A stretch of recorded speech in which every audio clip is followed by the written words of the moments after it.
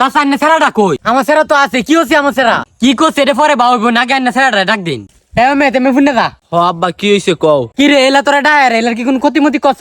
আরে আমি এলার কি করতে হতাম রে? আমি এলার কোনো ক্ষতি হচ্ছি না। কি রে ওহন শিকার আস না রে, তুই কি আমার ক্ষতি করছস না? আমি তোর বাপের টেন কইতাম। কোন না আব্বার টান? আমি কানের কোনো ক্ষতি হচ্ছি যা আব্বার টান বিচার দিবেন না কু? কিছু করছস না না? আন্না সেরা আমার খেত আগে তুই আয় বসি। কি রে সত্যি নাকি? এলা খেত তুই আগে তুই আয় বস? আরে না আব্বা, ক্ষেত কি নাম লেতা কার ক্ষেত কোনটা? আমি এলার ক্ষেত আগজি না। আচ্ছা যাই হোক, তুমি যাও, আমি বিষয়টা দেখতাছি। আমার সেরা তোমার খেত আগদো না, তুমি নিশ্চিন্তা মতে বাদ যাও যাও। আচ্ছা চাচা আমি আন্নার কথা মতো আমি কিন্তু যাইতাছি।